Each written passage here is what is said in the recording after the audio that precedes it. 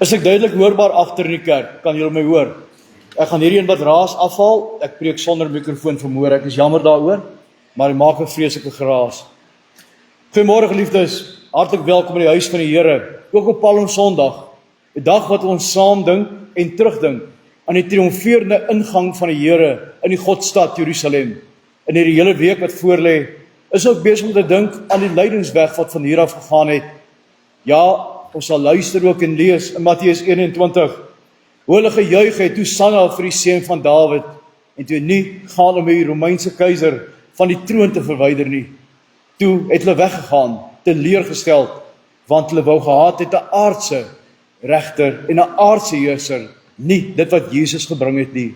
Kom ons kyk na enkele sake in die gemeente wat ons gemeente raak. Ons dink in die eerste plek aan Susan Meiburg. Sy is opgeneem in Sunwood Park Hospitaal. Ons bid haar spoedige, volkome herstel toe. Dan dink ons ook aan Annetjie en Amanda Manson. Hulle suster Betty is oorlede. Ons bid ook vir hulle in die moeilike tyd. Piet van der Walt se ma is maandag oorlede. Ons dink ook aan Piet in die dae en by die Here se troos en seën ook oor hom af. Dan het ek net voor kerk gehoor dat Alet du Plessis sy suster oorlede is. Alet, ook van ons kant, ons innige meelewing en ook ons gebede dat die Here by en met julle sal wees in hierdie dae wat voorlê. Maar verjaarsdag, hierdie week die 2 April verjaar Annetjie Manson en dan die 3 April verjaar Nicolette Johnson. Nicolette, baie geluk met jou verjaarsdag. Mag dit 'n mooi en 'n geseënde jaar wees wat ook vir jou voorlê. Enkele sake wat die gemeente raak. Ons kollektes vir barmhartigheid en kerkkas is in die voorportaal. Ek sê nie baie meer daaroor nie. Ons drink vandag vir die laaste keer saam tee in hierdie skoolvakansie. Met lang naweek wat kom en daarna sal ons nie saam tee drink nie. So baie dankie ook aan Gloria en Paula wat vandag weer vir ons tee skink ook in die voorportaal. Dankie aan almal wat ook ons diakens ondersteun het Vrydag met die hamburger verkope. As ek reg is, aan nu 6000 het jy gesê, 'n wins van 6000 wat ons diakens gemaak het.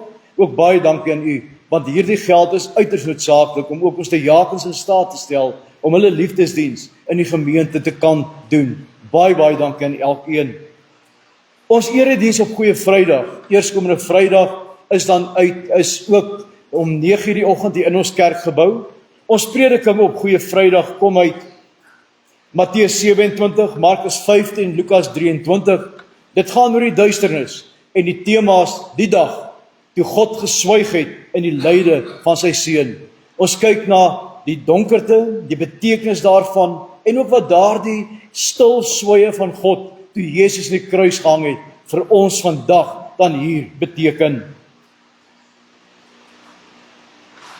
Ons gaan onsself in die teenwoordigheid van God verklaar deur saam te sing uit Lied 245 daarvan die eerste vers. Ek wat vergifnis Heer ontvang het, sing dankbaar my verlossingslied. In hierdie dae wat ons saam dink aan die kruis, die vergifnis wat ons ontvang het, wil ons ook hier saam ons in die Here se teenwoordigheid verklaar met hierdie lied. Ons sit so, dan sing ons dit saam.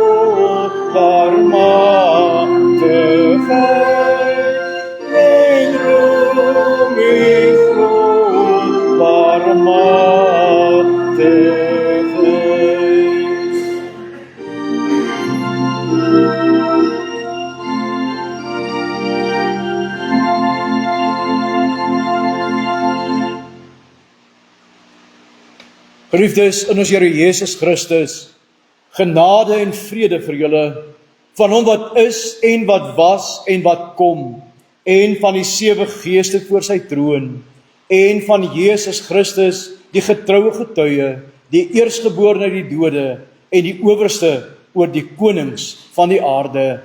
Amen. Ons lofsang vanoggend kom uit lied 175, Majesteit, glansryke heerlikheid. Ook in hierdie dae, eerskomende Sondag, sal ons dink oor die opstanding, hoe daardie majesteit van God ook daardie dood oorwin het. Kom ons staan, dan sing ons lied 175 ook saam.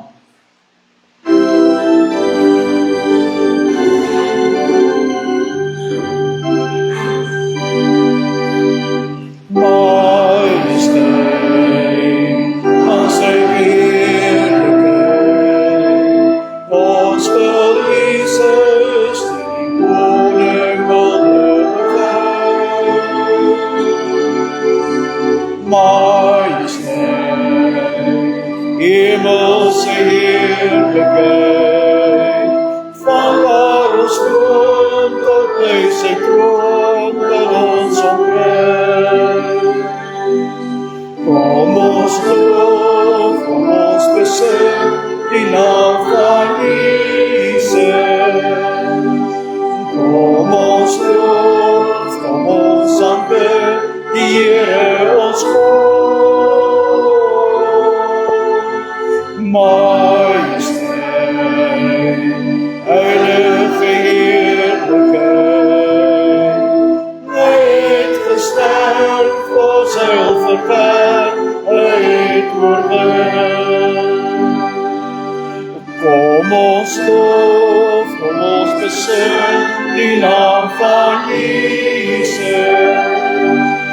Kom ons loof, kom ons aanbid die Here ons God. Majesteit, heilige heerlikheid, hy het gesterf, ons heil verwerf, hy het oorwin.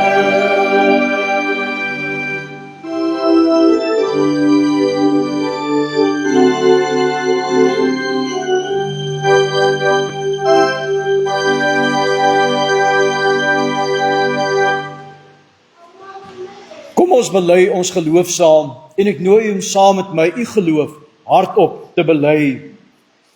Ek glo in God die Vader, die Almagtige, die Skepper van hemel en aarde, en in Jesus Christus, sy eniggebore Seun, ons Here, wat ontvang is van die Heilige Gees, gebore is uit die Maagd Maria, wat gelei het onder Pontius Pilatus, gekruisig is, gesterf het en begrawe is. Hy het die lyding van die hel ondergaan. Hy het op die 3de dag opgestaan uit die dood, opgevaar na die hemel en sit aan die regterhand van God, die Almagtige Vader, waarvandaan hy weer sal kom om die lewendes en die dooies te oordeel. Ek glo in die Heilige Gees. Ek glo aan 'n heilige, algemene Christelike kerk, die gemeenskap van die heiliges, die vergewing van sondes, die opstanding van die liggaam en 'n ewige lewe. Amen.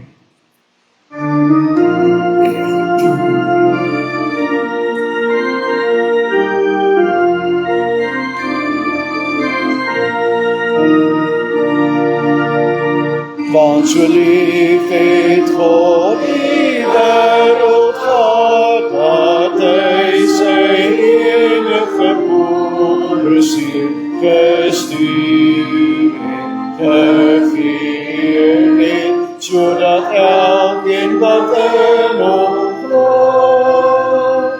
nie verlore sal gaan nie, maar die ewige lewe sal hê.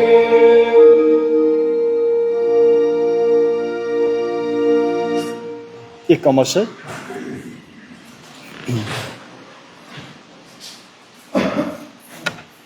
Ons het ons geloof bely, maar prakties, hoe leef ons geloof uit? En die Here gee vir ons reeds baie eeue terug op die berg Sinaai op 2 kliptafels die riglyne vir ons lewe, die 10 gebooie. En ek gaan saam met julle luister na Eksodus 20 vers 1 tot 17. Toe het God al die gebooie aangekondig: Ek is die Here jou God, wat jou uit Egipte uit die plek van slawerny bevry het.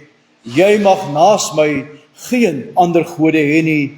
Jy mag nie vir jou beeld of enige afbeelding maak van wat in die hemel daarbo, of van wat op die aarde hieronder, of van wat in die water onder die aarde is nie. Jy mag hulle nie vereer of dien nie, want ek, die Here jou God, is onverdeelde trou aan my. Ek reken kinders die sondes van die vaders toe, selfs tot in die 3de en 4de geslag van die wat my haat. Maar ek betoon my liefde tot aan die 1000ste geslag van die wat my liefhet en my gebooie gehoorsaam. Jy mag die naam van die Here jou God nie misbruik nie, want die Here sal die een wat sy naam misbruik nie ongestraf laat bly nie. Sorg dat jy die Sabbatdag heilig hou. 6 dae moet jy werk en alles doen wat jy moet, maar die 7de dag is die Sabbat van die Here jou God.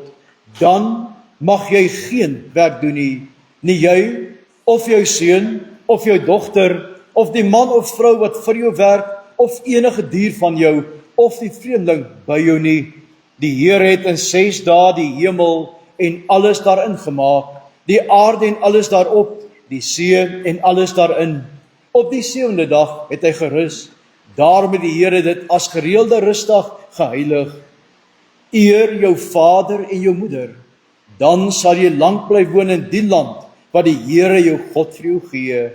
Jy mag nie moord pleeg nie, jy mag nie egbreuk pleeg nie, jy mag nie steel nie, jy mag nie vals getuienis teen 'n ander gee nie, jy mag nie iemand se ander se huis begeer nie, jy mag nie sy vrou begeer nie, ook nie 'n slaaf of slavin, 'n bees of 'n donkie of enigiets anders wat aan hom behoort nie. Soos die gebruik is, gee ek 'n kort verklaring van een van die gebooie. Ons staan vandag en trek vandag by die 4de gebod: gedenk die Sabbatdag, dat jy dit heilig. Hierdie gebod, geliefdes, roep ons op om 'n ritme van rus en toewyding in ons lewe te hê. Dit herinner ons daaraan dat ons tyd nie aan onsself behoort nie, maar 'n gawe is van God wat ons tot sy eer moet gebruik. In die Ou Testament is die Sabbatdag op die 7de dag van die week aangedui en gedenk, waarop Israel moes rus van hulle arbeid. Hierdie rus was nie bloot fisies nie, maar ook geestelik. 'n Dag om te fokus op God se werke, te fokus op sy verlossing, te fokus op sy trou. Die Sabbat het die volk herinner dat God die skepper is, wat in 6 dae geskep het en op die 7de dag gerus het. Dit het ook gewys dat hulle nie slawe is nie, maar vrygemaak is deur God se genade. In die Nuwe Testament kry hierdie gebod sy vervulling in Jesus Christus. Hy wys dat die Sabbat nie 'n las is van 1001 wette wat jy moet nakom nie, maar 'n seën. Daarom sê hy in Markus 2 vers 27, die Sabbat is gemaak vir die mens, nie die mens vir die Sabbat nie. Daarom vier Christene gewoonlik ook op die eerste dag van die week, die Sabbat, die Sondag. Dis die dag van Christus se opstanding. Om die 4de gebod vandag te onderhou, beteken dat ons doelbewus ons harte moet rig op die Here. Dit beteken ons ophou met ons gewone werk, ons hart op die Here rig deur die woord, gebed en erediens. Dis ook 'n dag van barmhartigheid, waarin ons goed doen en dien aan ander. Die 4de gebod leer ons, as ek afsluit, om te vertrou dat God vir ons sorg, selfs wanneer ons rus. Dit bring balans in 'n gejaagde wêreld en herinner ons aan die uiteindelike rus wat in Christus gevind word. So word die Sabbat 'n voorsmaak van die ewige rus wat God vir sy kinders voorberei het. Ons antwoord op die wet van die Here, en ons staan ons as dit sing, is nie 292 daarvan die eerste vers. En hier die eerste vers wat saam alles wat ons is en het.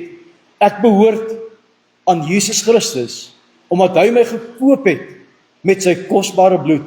Kom ons staan Ons sing Lied 292 vers 1, daarna kan jy gaan sit en ons bid dan saam.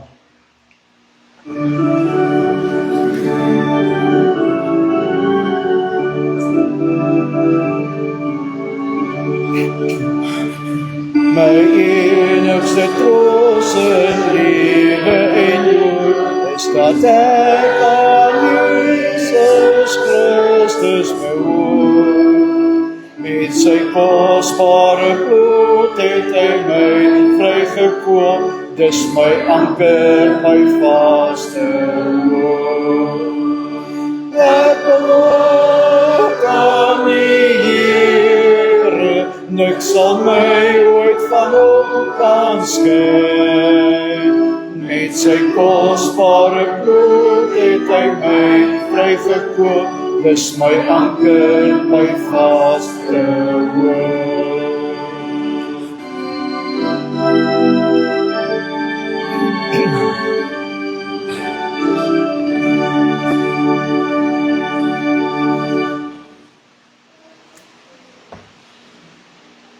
Ons Vader wat woon in die hemel, geheilig sy u naam. Ja, waarlik o Vader, in hierdie tyd en op hierdie dag, was u naam heilig deur ons woord, deur ons dade, ja, deur dit wat ons sê en dit wat ons doen. Wat ons weet, ons gaan 'n tyd in waarin u die hoogste prys betaal het, sodat ons hier op aarde u ons Vader kan noem. Ons het nou gesing, u seun het sy bloed gestort sodat ons kind kan wees. U seun het helse pyn en verlaatheid gely op die kruis, sodat ons nooit in ons lewe verlate sal wees nie. Sodat ons altyd selfs in die grootste beproewing kan weet, u is daar deur u Heilige Gees in ons lewe teenwoordig. Ons wil vandag ook in hierdie tyd wat ons stil raak voor die kruishout op Golgotha aan u die dank en die eer toebring. Ons wil in dit wat ons sê en dit wat ons doen, teruggaan na daardie dag in die geskiedenis. Vandag toe die seun in Jerusalem ingegaan het, maar die volk daar reeds hulle rug op hom gedraai het, omdat hy 'n verlosser was vir die gees, vir die siel, en hulle een gesoek het, 'n aardse verlosser. Help ons, dat ons in ons lewe ons Here sal dien, vir dit wat hy vir ons gedoen het. Dat ons nooit 'n valse beeld sal skep van 'n aardse verlosser, wat hier en nou alleen guns gee nie. Ons Vader, ons dink vandag aan 'n wêreld op hierdie stadium in sonde verval. 'n Wêreld voor oorlog in die Midde-Ooste, wat 'n effek het op die ganse aarde. Ons wil bid, o Here, u wat toe die engele gekom het gesê, daar sal vrede wees, dat u deur die Gees in elke hart vrede sal werk, dat daar ook aardse vrede kan wees, daar waar mense doodgaan, waar mense swaar kry, waar mense hongersnood ervaar. Gee dat ons in ons gebede, o Vader, altyd sal bid, dat u koninkryk mag kom, en u wil sal geskied, en daarmee saam ook smeek vir vrede, as dit u wil is. Here, maar nou bid ons ook vir ons kerkverband. In uitdagende tye in Suid-Afrika, is dit maklik om u woord laat buikspreek, om te sê wat ons wil sê, en nie te sê dit wat u van ons vra nie. En daarom bid ons vandag vir ons kerkverband, maar in besonder vir ons gemeente. Ons bid, o Here, vir elkeen wat swaar beproef word in hierdie dae. Ons dink aan Annike en Amanda Manson, ons dink aan Piet van der Walt, ons dink, o Here, aan Alet Du Plessis, ons dink aan Susanne in die hospitaal, aan Elnet Venter wat behandeling ondergaan. Ons dra elkeen op aan die troon, die genade troon, en ons bid dat u daar in u tyd en op die tyd beterskap sal gee, sal vashou en bewaar, en elkeen in die bors sal vasdruk. Ons open die woord om daaruit te lees. Die sentrale moment van ons erediens, want ons luister wat u in die woord vir ons sê. Daarna verklaar ons dit as sondige mense, wil u die woorde lei na elke hart, sodat ons u woord sal spreek, tot eer en verheerliking van u driemaal heilige naam. Dit vra ons in Christus se naam. Amen.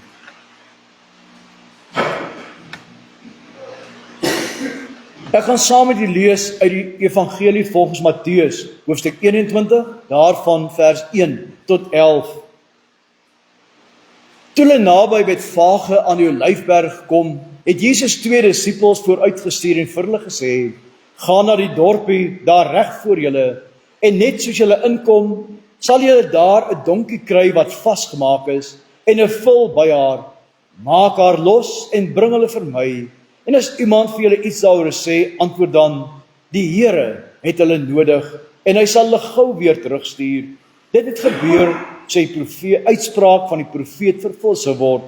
Sê vir Sion: Kyk, jou koning kom na jou toe. Hy is sagmoedig en hy ry op 'n donkie, op die vul van 'n pakdier." Die 2 disippels het toe vooruitgegaan en gedoen wat Jesus hulle beveel het. Hulle het die donkie en die vul gebring en van hulle klere op die dier gesit en Jesus het opgeklim.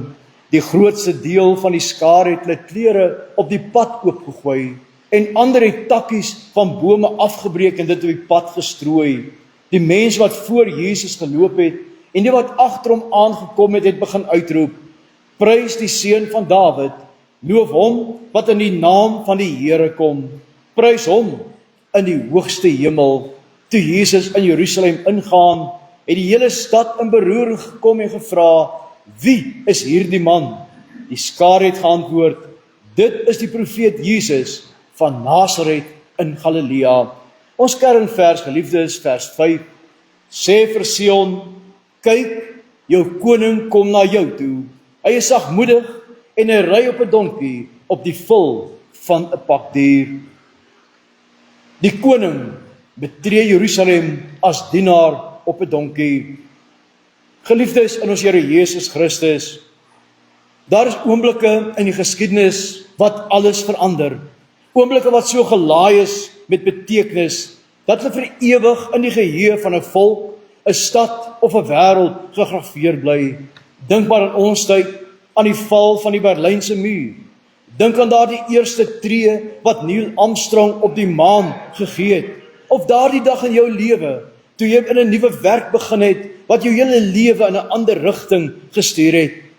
Maar hier, in Matteus 21, op daardie lentedag in Jerusalem, vind daar 'n oomblik plaas wat alle oomblikke in die geskiedenis oortref.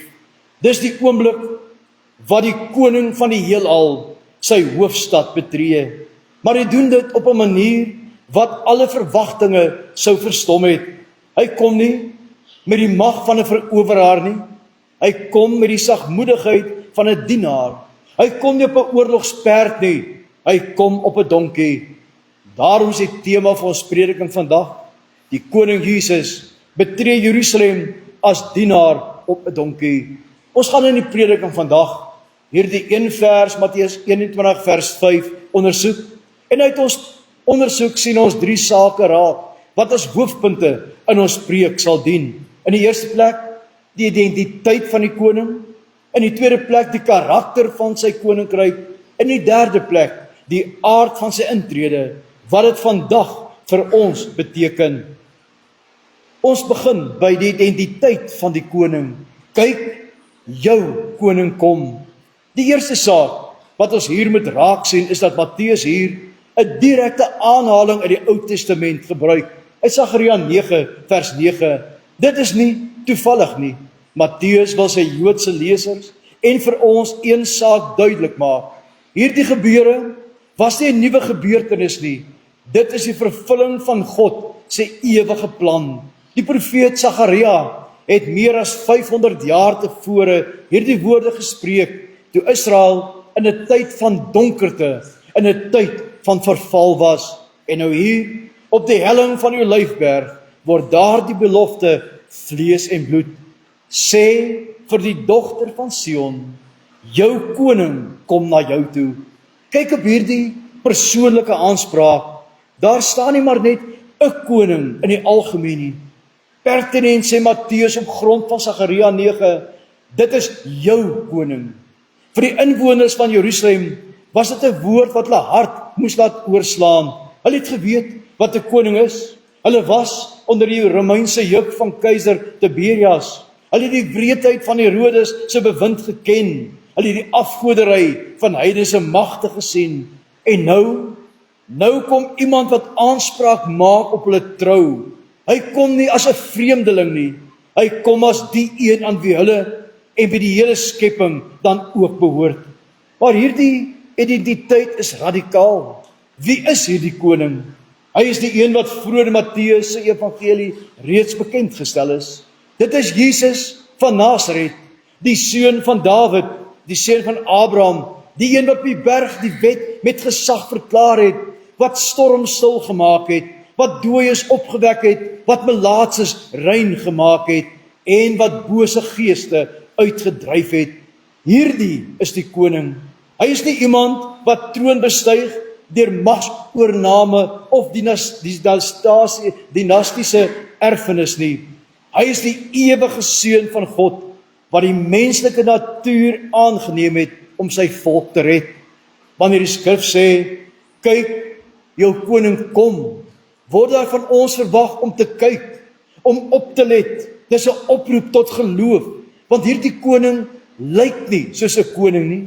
As jy hom sou vergelyk met die pragt en die praal van die keiser Tiberias in sy paleis, of die militêre mag van 'n Romeinse generaal wat 'n triomftog hou, dan is Jesus heeltemal buite die raamwerk. Geen goue wa, geen gevegswaans, geen spiese, geen skilde nie. Net 'n man op 'n donkie, omring deur 'n klomp gewone mense wat hulle klere op die grond gooi en die palmtakke swaai. Die uitdaging vir ons is nog steeds dieselfde. Sien ons hom raak? Sien ons die koning in hierdie man? Of soek ons steeds na 'n koning wat aan ons verwagtinge van mag, rykdom en beheer voldoen? Jesus kom as koning, maar sy koningskap word nie deur die wêreld se maatstawwe gemeet nie. Dit word gemeet aan die kruis. Daarom moet die identiteit van hierdie koning verstaan word. Hy is die een wat heers deur te dien, wat oorwin deur te lei. Die tweede punt wat ons aandag trek, is die karakter van hierdie koning en dus die karakter van sy koninkryk. Die teks sê, hy is sagmoedig. Die Griekse woord wat hier gebruik word is praos, wat in die antieke wêreld 'n ryke betekenis gehad het. Dit verwys nie na swakheid nie, maar na krag wat onder beheer is. 'n Wilde perd wat mak gemaak is sagmoedig. Dit het sy volle krag, maar dit is aan bande gelê deur sy eienaar om hom te dien. So ook Jesus Christus. Hy beskik oor alle mag in die hemel en op aarde, maar hy gebruik nie daardie mag om selfverheffing of om sy vyande te verpletter nie. Hy gebruik daardie mag om te red, om te genees, om te versoen. Sagmoedigheid is ook die vrug van die Gees, sê Galasiërs 5 vers 23 vir ons. Dis die teenoorgestelde van arrogansie, van 'n gees van vergelding, van die wêreld se harde, selfsugtige manier van heers.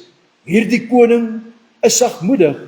Hy wat die ganse heelal in sy hand hou, laat hom lei deur sy Vader se wil, self tot die kruis toe. En dan die beeld van die donkie. 'n Donkie was die antieke nabye Ooste 'n dier van vrede, 'n dier van die gewone mens. Konings het op perde gery as hulle oorlog toe gegaan het. 'n Perd was 'n simbool van oorlog, van mag, van verowering. Maar die donkie was die ritmeester van 'n burgerlike leier, van iemand wat in vrede kom. Deur op die donkie te ry, gee Jesus 'n kragtige, visuele preek. Hy sê, ek kom nie om te veg teen die Romeine nie. Ek kom nie om 'n aardse koninkryk met gemag en geweld te vestig nie. Ek kom om vrede te bewerkstellig, maar dit sal 'n vrede wees wat deur my eie opoffering kom, nie deur die vernietiging van my vyande nie. Dink aan die simboliek, geliefde. 'n Donkie is 'n dier wat 'n las dra. Dit is 'n dier wat swaar vragte dra. Hier op die donkie is daardie een wat die swaarste vrag van almal sy dra, die sonde van die hele wêreld. Soos die donkie gedien het om sy meester na Jerusalem te dra, so sou hierdie meester homself as dienaar gee om die ganse mensdom na die Vader te dra. Dit is die omgekeerde koninkryk van God. In 'n wêreld is die koning die een wat deur ander gedien word. In God se koninkryk is die koning die een wat kom dien. Jesus sê self, Matteus 20 vers 28, die seun van die mens het nie gekom om gedien te word nie, maar om te dien en sy lewe te gee as losprys vir baie. Hier op die pad na Jerusalem word daardie waarheid sigbaar. Die koning is die dienaar, sy troon is die kruis, sy kroon is die doringkroon, sy mag word in swakheid volbring. En hierdie karakter word ook van sy volgelinge gevra. As ons die koninkryk van hierdie koning wil binnegaan, moet ons eie drang na selfverheffing, na mag en status afsterf. 'n Kerk wat deur die wêreldse magstrukture regeer word, is nie die kerk van hierdie koning nie. 'n Christen wat sy medemens oorheers, wat sy posisie misbruik, wat trots en arrogant is, het nie die gees van hierdie koning wat op 'n donkie ry nie. Sagmoedigheid is nie opsioneel nie. Dit is 'n kenmerk van die burgers van hierdie koninkryk. En dan die derde punt. Wat beteken hierdie intrede vir ons hier en nou? Hierdie intrede is meer as net 'n historiese herdenking. Dis 'n teologiese gebeurtenis wat ons verstaan van Jesus, sy missie en sy verhouding met ons verander. In die eerste plek is hierdie intrede 'n oordeel oor valse verwagtinge. Die skare wat hom toegejuig het binne 'n paar dae kruisig hom geskree. Waarom? Omdat Jesus nie aan hulle verwagtinge voldoen het nie.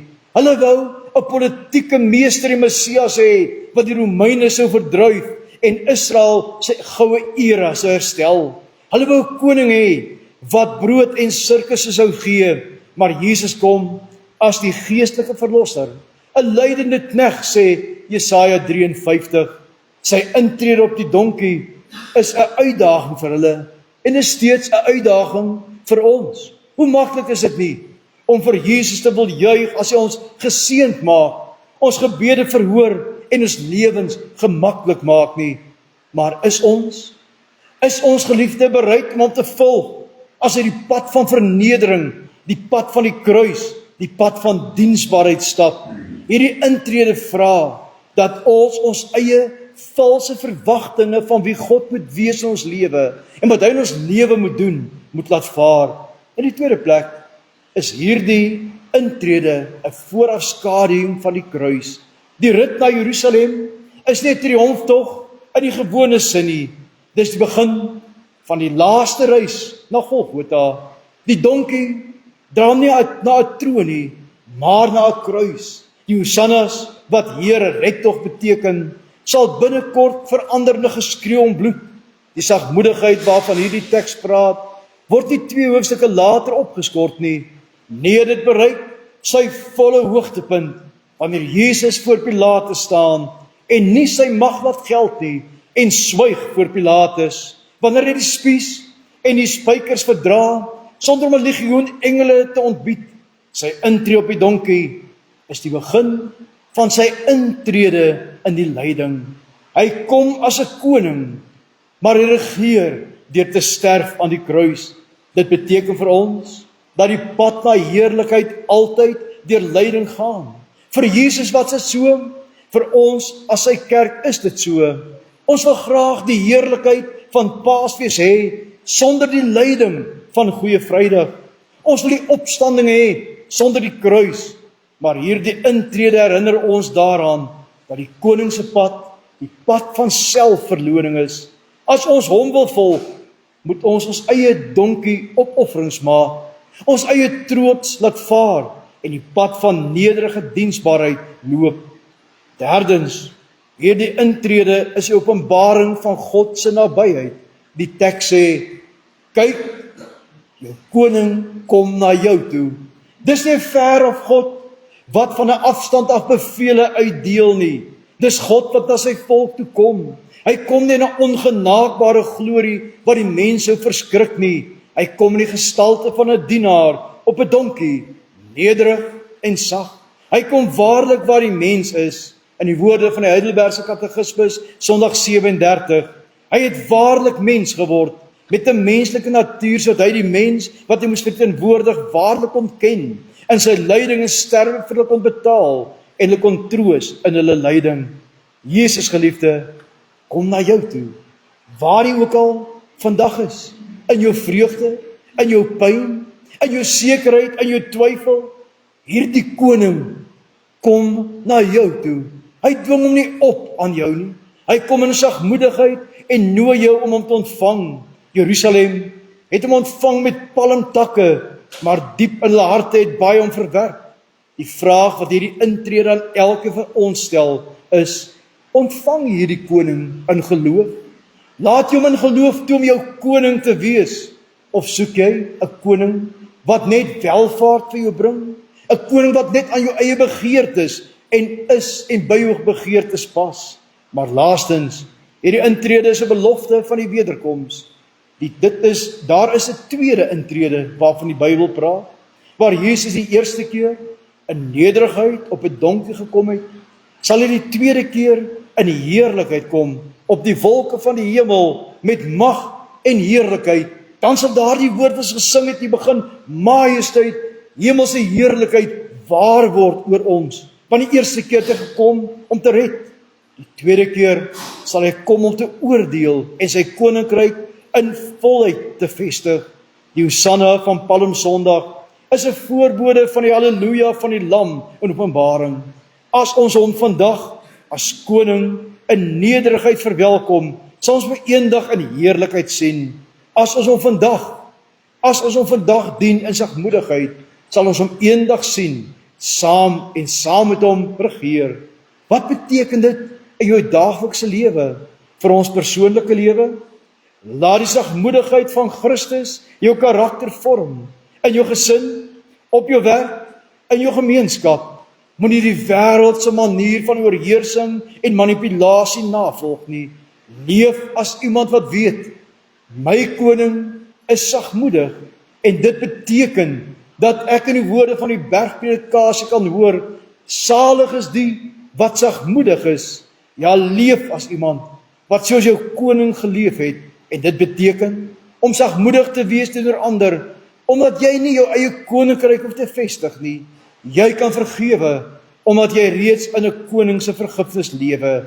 Jy kan dien, omdat jy koning self gekom het om te dien. Vir ons as gemeente, die kerk is die gemeenskap van die sagmoedige koning. Ons roeping is nie om politieke mag te soek, om die wêreld met dwang te verander nie. Ons roeping is om die koning te verteenwoordig deur diensbaarheid. Ja, 'n gemeente wat beklei oor posisies, 'n gemeente wat beklei oor erkenning, oor wie die belangrikste is, het die gees van hierdie man op die donkie verloor. 'n Gemeente wat uitreik na armes, wat gebroken is omarm, wat nederig is in sy getuienis, reflekteer die koning wat op 'n donkie ry. Vir ons as samelewing, ons leef in 'n wêreld wat mag verafgod. Ons sien dit in die politiek, ons sien dit in die besigheid, ons sien dit selfs in verhoudings. Hierdie intrede is 'n profetiese aanklag teen enige moontlike vorm van hoogmoedige, onregverdige mag. Dit is 'n alternatief. Die wêreld sê, verhef jouself. Jesus sê, verneder jouself. Die wêreld sê, heers en oorheers. Jesus sê, dien. Die wêreld sê, wees eerste. Jesus sê, wees laaste. Om Christus te volg is om hierdie omgekeerde koninkryk te omhels, al lyk dit vir die wêreld dan ook dwaas. Ek sluit af, geliefdes. Op daardie dag was die strate van Jerusalem vol mense. Hulle het klere op die grond gegooi, hulle het palmtakke afgekap en gesing, Hosanna, die seun van Dawid. Hulle het gedink, hier kom die man wat die Romeinse juk van ons skouers sou afgooi. Maar hulle het baie meer gekry as wat hulle gevra het. Hulle het die koning van die heelal gekry, wat die juk van die sonde sou breek. Hy ry vandag nog. Hy ry nie net op 'n donkie deur die strate van Jerusalem nie. Hy ry deur die strate van ons lewens, deur die wonde van ons harte, deur die chaos van ons wêreld. En hy kom nie as 'n verowenaar wat jou wil vernietig nie. Hy kom as die dienaar koning wat sê, kyk, ek staan by die deur en ek klop.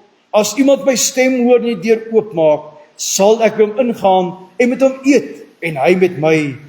Die vraag om ons uitgaan in voorbereiding vir Goeie Vrydag is, erken jy hom in geloof as jou koning? Nie net, geliefde, met jou lippe nie, maar met jou lewe.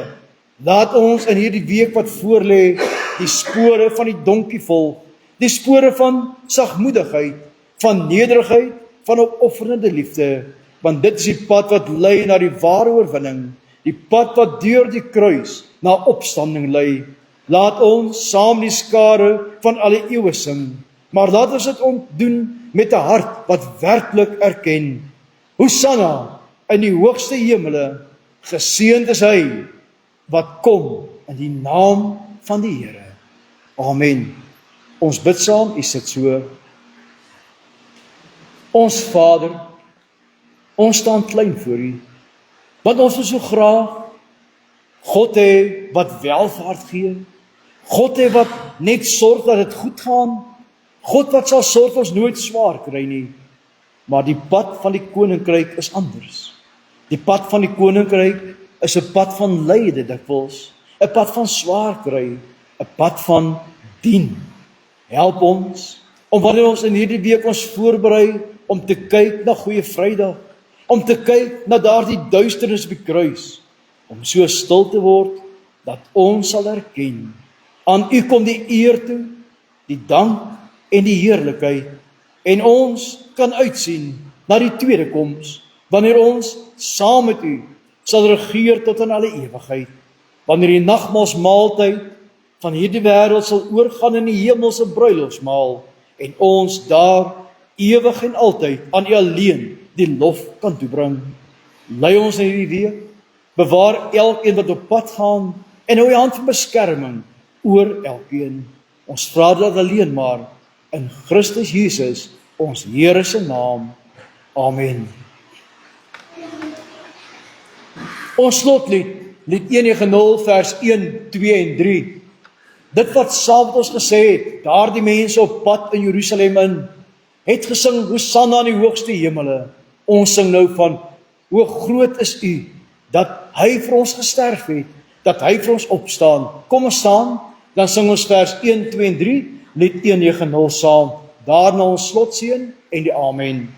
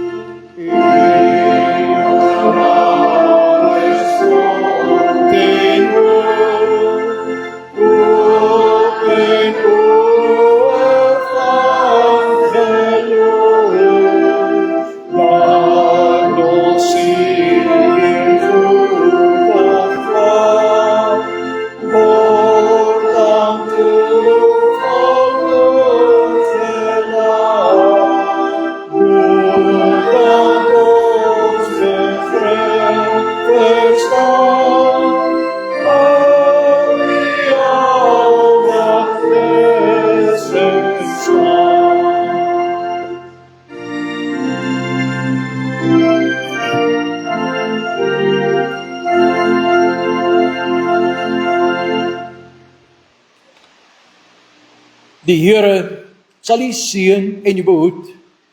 Die Here sal sy aangesig oor u laat skyn en u genadig wees. Die Here sal sy aangesig oor u verhef en aan u vrede gee.